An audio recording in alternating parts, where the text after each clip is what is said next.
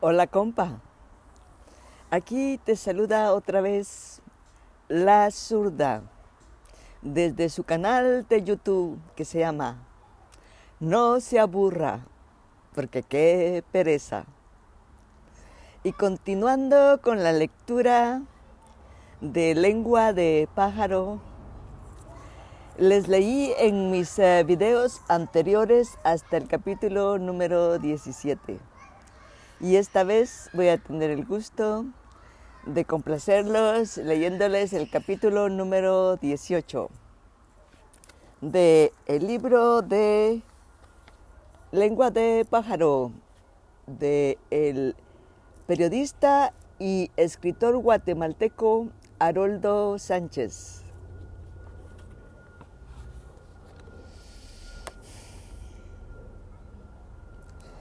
Capítulo 18. Todavía más abajo. La guerra interna seguía cobrando una cuota de vidas muy grande, además con secuelas de destrucción, muerte, exilio, desaparecidos y secuestrados. La guerrilla intentaba declarar una zona del país liberada y el ejército arrasaba pueblos, aldeas y caseríos, dizque para acabar con los civiles alborotadores. En la capital, el estado de terror mantenía a la sociedad enferma. Los muertos aparecían tirados en las calles. Las cargas de dinamita volaban puentes, torres de energía eléctrica, edificios. A muchos ya torturados y mutilados los enterraban por montones y sin molestarse en identificarlos. Entre aquellos que se oponían al sistema estaba Carlos Citarrosa, un muchacho con mucha energía que a pesar de sus 21 años transpiraba madurez y sobre todo un profundo amor por su país. Padecía de asma y su salud era precaria, pero con inacabable energía denunciaba las atrocidades del gobierno y especialmente las del sector de seguridad bajo el mando del general Héctor Herrera, jefe del Estado Mayor de la Defensa Nacional, quien tenía más poder que el propio presidente. Este militar formaba parte de un grupo que cada año, durante la Semana Santa, estaba en primera fila para reverenciar la imagen del Señor sepultado, Cristo yacente de la iglesia de Santo Domingo. En las fotografías se esmeraba por salir con cara de santo, de tierna mirada. Corría octubre con sus atardeceres pacíficos y espléndidos. Carlos era el presidente de la Asociación de Estudiantes Universitarios, AEU, y dirigía un grupo de estudios de la realidad nacional, cohesionando por una bien informada visión del mundo y por la conciencia del compromiso de los universitarios de luchar por la salvación moral y política del país.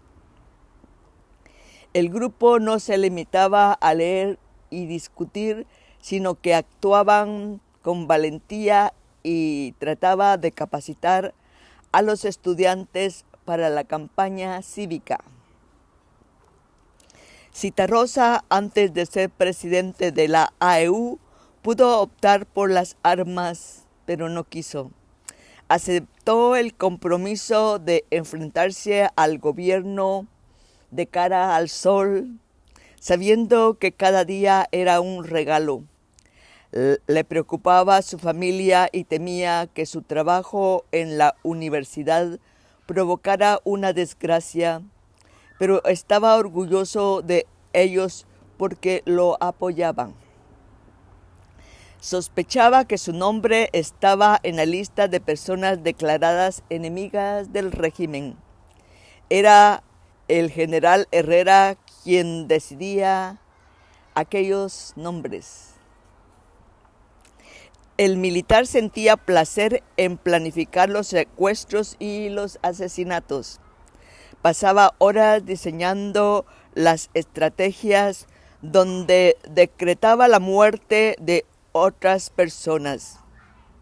En la noche, sin ningún remordimiento, llegaba a su casa y abrazaba a sus hijos, jugaba con el más pequeño y a la medianoche le hacía el amor a su mujer.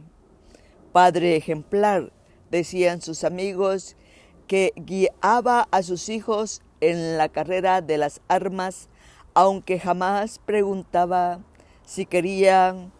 En su casa mandaba él.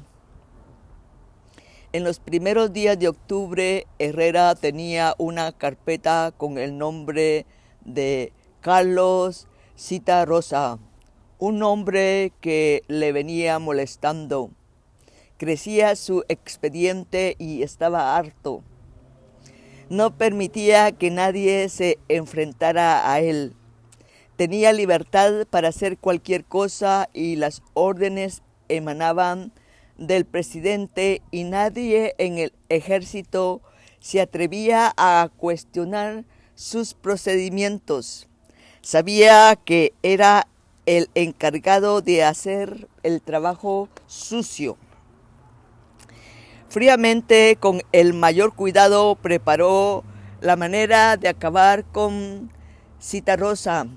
Sabía que el caso iba a provocar mucha bulla, pero tenía la ventaja de servir de ejemplo y atemorizar a los que quisieran atacar al gobierno. Simbólicamente, el general fijó como día para la ejecución el 20 de octubre de ese año 1978.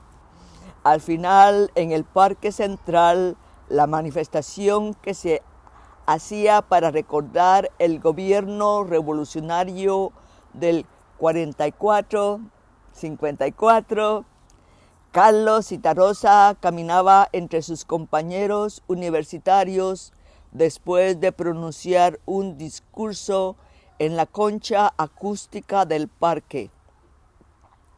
De un carro sin placas y con los libros y con los vidrios polarizados, bajaron varios hombres armados y apuntaron sus armas hacia la multitud que iniciaba el regreso a sus hogares. Al darse cuenta del peligro, Carlos empezó a correr sobre la Sexta Avenida, pero lo alcanzó un tiro a la entrada del pasaje Rubio, a donde logró entrar ensangrentado. Un hombre vestido de civil que venía en sentido contrario le puso la escuadra en la cabeza y disparó. La gente decía que en ese momento un trueno rompió el silencio y que temblaron los edificios y casas y que las palomas de la catedral volaron despavoridas para no volver jamás. La aprobación del presidente hecha por el teléfono directo colmó de felicidad al general. La prensa, bajo la brutal represión, no comentó mucho el crimen y la reacción interna no preocupó al gobierno. Pero el entierro del joven líder fue impresionante por la enorme cantidad de personas de todas las clases que acompañó el cuerpo hasta el cementerio. Al general Herrera le enfureció aquella reacción pública, pero no se atrevió a hacer nada por evitarla. Las guerrillas aumentaron su actividad, pusieron bombas en la capital y ajusticiaron a varios jefes castrenses. Y llegaron más lejos, secuestrando a los embajadores de Alemania y de España. Cuando apareció asesinado el diplomático alemán, se produjo una verdadera conmoción internacional y el general Herrera obligó a la prensa a fin de presentar el caso como una monstruosidad de las guerrillas, y el gobierno lo presentó como consecuencia de los actos de los comunistas. A los pocos días, los guerrilleros dejaron en libertad al embajador de España, probablemente debido a la indignación que causaron los secuestros, incluso entre los enemigos del gobierno. El general Herrera estaba en su despacho leyendo los periódicos cuando encontró un artículo en las páginas editoriales que atacaba la represión oficial. Dio un golpe en el escritorio y dijo en voz alta: "Este hijo de puta se quiere morir, nos está retando con estos escritos desde hace tiempo y vamos a darle su merecido". Tiró con cólera el periódico y se colocó en los labios un cigarrillo sin encenderlo. Sus hombres más cercanos callaban sentados en aquella oficina hedionda a sudor rancio, escondida en uno de los pasillos del Palacio Nacional, que también servía para torturar. «Tráeme la nueva lista de comunistas», ordenó al mayor Soto. Uno de sus hombres de más confianza, famoso exterminador de guerrilleros en Zacapa, en donde era oriundo el general Herrera. La lista estaba encabezada por una definición: Ejército Secreto Anticomunista, y contenía los nombres de 22 personas. Entre ellos estaban estudiantes, periodistas, maestros, obreros sindicalistas, estudiantes universitarios, algunas mujeres de profesionales y hasta un bombero que tuvo la mala suerte de recoger en la calle herido a un dirigente político de la oposición, a quien de hecho salvó la vida llevándolo en una ambulancia al hospital. Quiero que le agreguen el nombre de este tipejo y que le saquen fotocopias a toda la lista y la manden a todos los medios de comunicación, a las sedes sindicales y partidos. Hay que hacer mucha bulla para justificar nuestro trabajo. Jefe, en mi barrio de la zona 5 hay un pisado que me cae mal. Es un albañil que un día me hizo un chapuz bien gacho en la casa. Quería ver si me autoriza a ponerlo en la lista, le dijo a Herrera uno de los hombres, sacando un arrugado papel de su bolsillo. Aquí apunte todos sus datos. El jefe asintió con la cabeza al devolverle el papel. Le gustaba que sus subalternos le debieran favores. La lista de los peligrosos despertó en todos los sectores independientes un sentimiento de angustia al enterarse de aquello que sonaba a sentencia de muerte. Nadie se atrevió a protestar públicamente, pero algunos se reunieron y hablaron con varios embajadores. El cuerpo diplomático resolvió prepararse a sabiendas que aquellos de los sindicatos llegarían a pedir asilo. Un mes después, 5 de los enlistados estaban muertos, 6 desaparecidos y 5 se asilaron, 3 en la Embajada de México y 2 en la de Costa Rica. 2 decidieron vivir en la clandestinidad y otro habló con su tío, un general amigo de Herrera, para que lo protegiera. Un mes después, 5 de los enlistados estaban muertos, para que lo protegiera. En la zona 5, una de las más populosas y pobres de la capital, la viuda del albañil lloraba al recordar que antes de matarlo a su marido lo torturaron. Ella sabía que su marido nunca se había metido en política. Ahora quedaba sola con 6 hijos pequeños que mantener. Pepe León, el periodista que irritaba al general, era un soñador bohemio rebelde. El 16 de noviembre de 1979 iba a su periódico a entregar un trabajo cuando en la 10ª calle de la zona 1, hombres armados lo golpearon y lo metieron en una panel de vidrios oscuros y ahorcado lo tiraron en plena calle. La última nota que dejó Pepe relataba con detalles el asesinato de un viejo sindicalista que se había formado en la época del presidente Arévalo. Aunque temiendo las consecuencias, el periodista publicó la nota. La última que se retiró del nicho de pobre donde reposaba su marido fue su mujer. En su rostro no se movía un solo músculo y por eso era la más sangrienta de las protestas.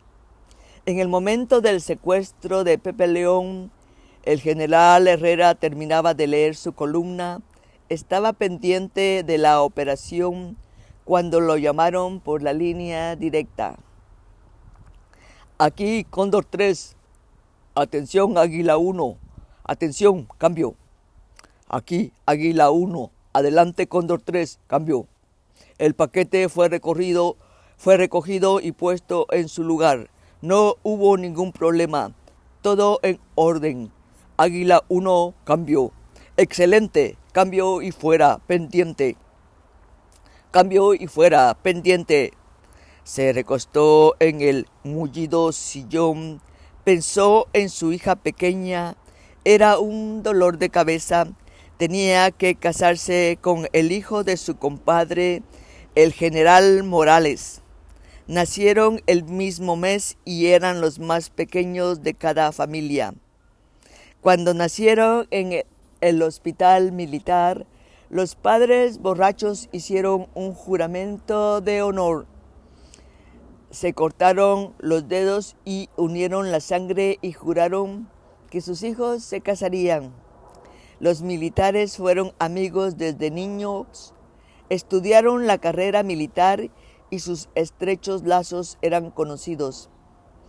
Pero ahora la hija no quería al cadete hijo de Morales. Eso lo tenía molesto. No valieron castigos ni amenazas. Su esposa le dijo que comprendiera la situación, que si insistía en que se casaran, haría desgraciada a su hija y al joven de quien era padrino. Pero al general Herrera no le importaba sus palabras. Valía más que la felicidad de su hija. Para él las mujeres solo servían para tener hijos y obedecer a los hombres. Y si su niña andaba con otro hombre que no fuera militar, no sería raro que apareciera muerto en cualquier camino. y su hija volvería al redil. Sonrió satisfecho. La boda haría historia en el ejército y nadie le quitaría ese placer. Lo tenía decidido y nada le importaba más que se conociera que era un hombre de palabra. Nadie le llevaba la contraria, menos una mocosa, se dijo a sí mismo. Tras esa resolución, otros problemas llenaron su cabeza. Pensó en que sus hombres de confianza, los ejecutores, comenzaban a volverse conocidos. Necesitaba gente nueva, pero absolutamente decidida. En una carpeta encontró un escrito. Hablaba de un individuo llamado Juan Caca. Se trataba de un ladrón, asaltante, borracho y drogadicto. Tenía varias muertes en su favor y había huido de un banco cuando le fracasó su asalto. Carecía totalmente de familiares y amigos. El informe terminaba con esta frase: no hay chucho que le ladre. El último lugar donde había trabajado aquel individuo fue en la Guardia de Hacienda. De ahí pasó a formar parte de una patrulla militar encargada de liquidar guerrilleros y en el tiempo se distinguió en la guerra contra insurgente como uno de los buenos. El único pero que le encontraba el general es que era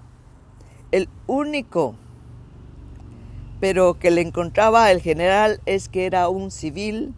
Prefería a los militares porque eran disciplinados y jamás desobedecían una orden y la ejecutaban sin preguntar. Pero la situación del país requería de hombres como Juan Caca, y eso lo tenía bien claro el general. La guerrilla se acercaba a la capital y había que redoblar la campaña para liquidarla. La nueva etapa comenzaría con la organización de una unidad de hombres escogidos que tendrían su propia sede. El general llamó a Soto. Leí su informe sobre ese tipo a quien llaman Caca, le dijo. Aunque no me gusta mucho por ser civil, guerra es guerra y sus cualidades lo califican para el cargo. Y recuerde que tengo que cuidar mi nombre porque al final el mundo confía en que nuestro ejército es capaz de librarnos de la amenaza comunista. Soto sonrió complacido. Era él quien había descubierto a Juan y a esa hora esto era un mérito más para una carrera. De allí al próximo ascenso no había más que un paso. Y aquí se termina el capítulo 18 y les voy a leer también el capítulo 19.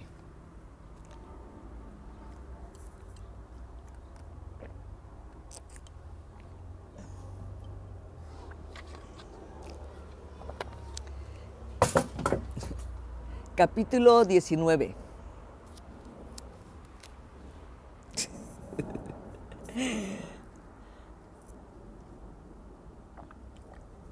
Lengua de pájaro, capítulo 19. Probando otra vida. El choque entre el ejército y la guerrilla ya llevaba casi 20 años y se había convertido más bien en una guerra civil y en un régimen basado en una terrible violencia. Nadie se acordaba del asalto al banco y Juan decidió dejar su escondite de la limonada y pasarse a vivir a la casa de su abuela. Ya había recordado sus buenos tiempos asaltando en los callejones de aquella colonia situada en las faldas de un barranco, donde no encontraban extraños, ni siquiera la policía. La oscuridad reinó mucho tiempo allí, favoreciendo a una violencia que se hizo famosa. Ahora ya tenía luz eléctrica y agua potable.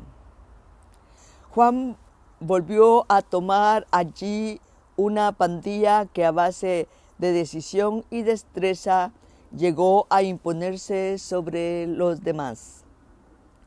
Recordando su experiencia con el grupo de su barrio, no volvió a hacer amistad con ninguno de sus nuevos compinches, que de todos modos lo seguían y lo obedecían sin chistar, porque además era muy cabal en el reparto de los botines. Al volver a Santa Luisa, su barrio, se llevó a 3 de los reclutados en la limonada. Los vecinos le hicieron el frío desde el primer momento y Juan se dio cuenta que todo había cambiado allí. Lo del asalto al banco dejó huella y sus vecinos lo culpaban de la muerte de sus 4 compañeros y especialmente de don Pancho, que era tan querido. También de la muerte de la mujer del carpintero lo acusaban. Juan decidió visitar personalmente a las familias que le parecieron menos rencorosas con él y les prometió que jamás haría daño a ninguno en el barrio, pero con la condición que nadie se metiera en su vida. La banda de Juan se adueñó de una parte de la colonia, otra parte estaba en manos de los que vendían marihuana, crack y cocaína. Con ellos solo mantenía una relación amistosa después de haber delineado los respectivos campos de acción. Cuando supo que en la subestación de la Policía Nacional estaba un nuevo jefe, fue a buscarlo. Era un hombre gordo y fachudo. A sus espaldas, sus hombres se burlaban de su barriga y le llevaban cuenta de las cervezas que se tomaba sin emborracharse. Vivía atusándose las gruesas cerdas del bigote que le tapaban los gruesos labios, usaba patillas y tenía todos los dientes de adelante bañados en oro. Todo esto le hacía la cara más graciosa que respetable. El conjunto se asemejaba al sargento García, aquel que en el cine perseguía al zorro. Solo al verlo, Juan comprendió que tenía un aliado seguro con aquel hombre. Pronto se dio cuenta de que le gustaba el dinero y la buena vida. En la mano derecha usaba un anillo con una pierna enorme. «¿Cómo está, jefe?», saludó. «¿Y vos? ¿Quién puta sos?» «Alguien que te trae la riqueza a sus manos, mi jefe». El sargento miró de arriba abajo al hombre que no parecía ni viejo ni joven, para saber si se estaba burlando de él, pero al notar su seguridad se dio cuenta que hablaba en serio y sonriendo le extendió la mano sin pensar que estaba sucia y grasienta y que podía dar asco. No sé si usted ha oído hablar de mí, dijo Juan. Estuve ausente más de un año por motivos de salud y me fui a vivir a Chela. Acabo de regresar a mi casa. ¿Cómo se llama usted, pues? Todos por aquí me conocen como Juan Cacá, para servirle a usted, jefe. No había oído nada de usted. Yo me llamo Tono Diegues Guzmán Santa Cruz Gutiérrez. Un día le pregunté a mi mamá por qué tanto apellido. ¿Y sabe qué me dijo la vieja? Que alguno de esos apellidos puede ser de mi verdadero padre. El hombre rió de su chiste. Juan apenas sonrió. No estaba de humor para bromas de aquel policía de apariencia tan puerca. Juan nunca había podido confundir la sociedad con la pobreza y el descuido con el poder. De plano le repugnaba hablar con aquel tipo. Mi jefe, no tengo tiempo que perder, de modo que mejor me dice si tiene tiempo para que tratemos de negocios. Claro, estamos de acuerdo. ¿Qué me puede ofrecer? ¿Drogas? ¿Licor? ¿Cigarros? ¿Comida? ¿Dinero? ¿Mujeres? ¿Qué?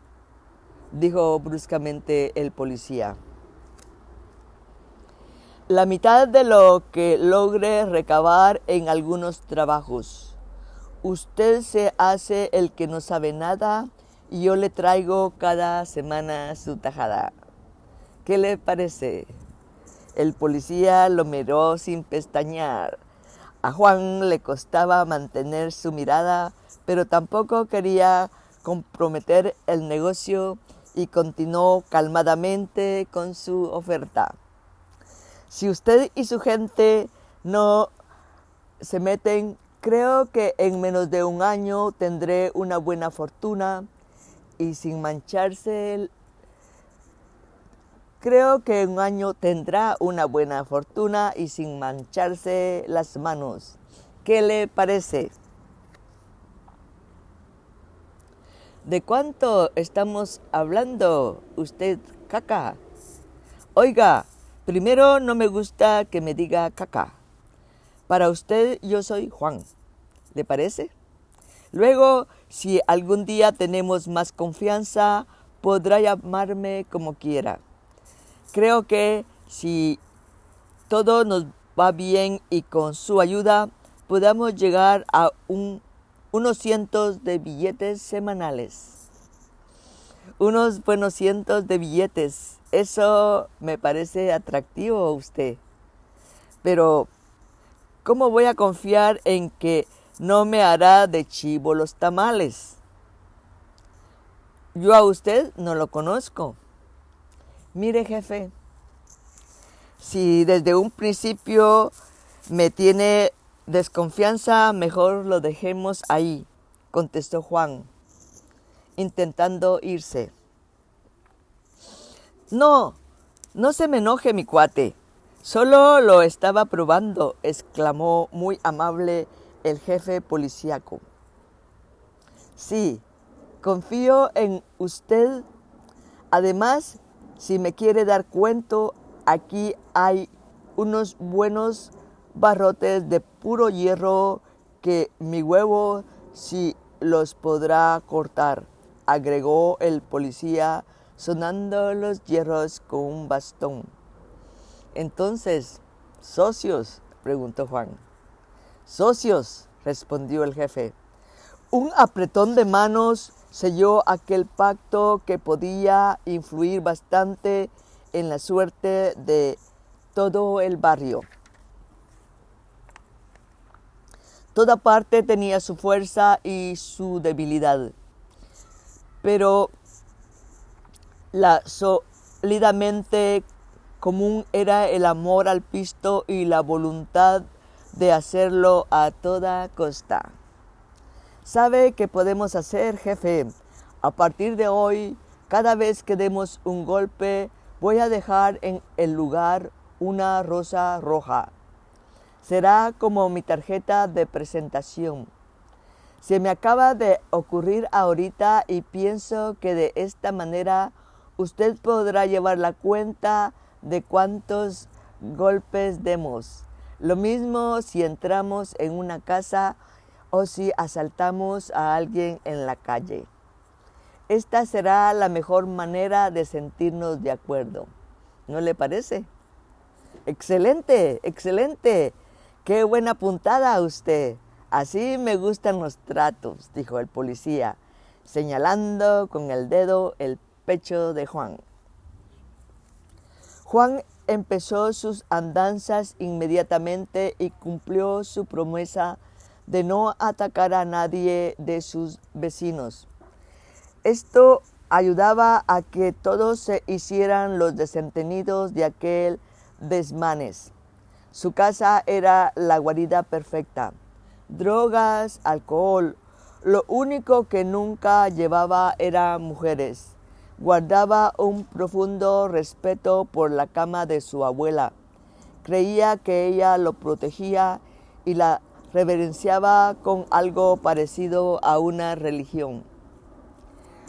Una sola vez un vecino le denunció que un miembro de la banda lo había asaltado para robarle.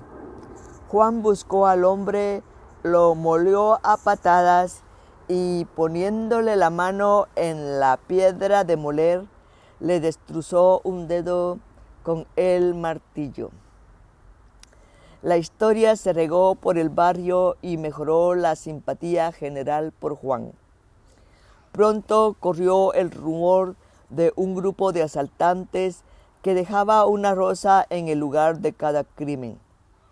La gente los llamaba la banda de la Rosa Roja y pronto se convencieron de que se trataba del grupo de Juan, sobre todo cuando cada fin de semana hasta la puerta de su casa vieron que llegaba un pick-up cargado de botones de rosas rojas. Llegaron las tarjetas de visita del señor, murmuraban. Para disimular, Juan obsequiaba ramos a algunas mujeres con quienes nadie había tenido esa fineza. En la soledad de su cuarto, llenaba la cama de rosas y se acostaba encima después de quitarles las espinas. Cuando eran muchas las rosas, se cubría con ellas como para taparse del frío. Se le ocurrió bañarse en agua de rosas y comerse los pétalos revueltos con la comida. Decía que esa dieta le gustaba porque perfumaba sus excremento y su orina. Él nunca se enteró de que a escondidas sus cómplices hablaban de él y lo llamaban el chico rosa, el Rosa María, el rosado, el pedo rosas, don Juan caga rosas. Él nunca se enteró. Cada noche cuando salían a trabajar, Juan se cuidaba de ordenar la pistola, un cuchillo, una cuerda y llevaba colgado del hombro una bolsa de rosas. Juan y su banda conocía la colonia como la palma de sus manos. La tenían en un plano cuadriculado que incluía todos los lugares para esconderse o para huir. El jefe de la policía lo supo y le pidió el plano a Juan, pero él nunca quiso dárselo. Un día, cuando el sol estaba ya ocultándose, Juan reunió a sus hombres y les informó que esa noche se irían a la colonia vecina. Tenía controlada una vivienda. Llevarían carne envenenada para el perro que la cuidaba. Una vez muriera el perro, el terreno quedaría libre y seguro para operar. A las 10 de la noche el grupo se puso en marcha. Las calles estaban desiertas. Un fuerte viento levantaba polvo. Los 4 al mismo tiempo vieron venir a una persona hacia ellos. Juan pensó que unos billetes más no le caerían mal. Miren, mucha, allá viene el chavo, les dijo Juan. Todavía estaban en las cercanías del barrio y ahí jamás se asaltaba. Los de la banda miraron a Juan esperando su decisión. Escondámonos en las puertas. Este pisado se va a arrepentir de caminar a estas horas por aquí, dijo él. Todos obedecieron y se escondieron amparados por la oscuridad. Cuando el hombre estuvo en medio de ellos, los 4 salieron de sus escondites. Uno lo agarró del cuello aplicándole la clave del chino, que le imposibilitaba respirar, mientras los otros le registraban en los bolsillos, le quitaban el reloj, la cartera, sus papeles de identidad. El hombre no podía ni siquiera hablar y no opuso resistencia. Tenía como 22 años, era estudiante universitario, practicaba karate desde los 8 años y era cinta negra. Cuando se dio cuenta que la presión de su garganta se estaba aflojando, aprovechó para darle una patada entre las piernas al ladrón que tenía enfrente, quien emitió un grito de dolor. Con el codo de su brazo derecho le quebró la nariz al que antes presionaba su garganta. Al que tenía a su izquierda le dio una patada a la altura del pecho y lo lanzó contra la pared. Con mucha agilidad, el cuarto ladrón esquivó el golpe que venía directo a su cara. En fracción de segundos y a gran velocidad se agachó y como un experto le atravesó el corazón al joven con una daga. Con los ojos completamente abiertos, como asombrado, vio que su asesino secaba tranquilamente el cuchillo manchado de sangre. ¿Y acaso pensó en su padre, el comisario de la policía de la colonia, y en su madre, que le ayudaba a madurar los planes para casarse?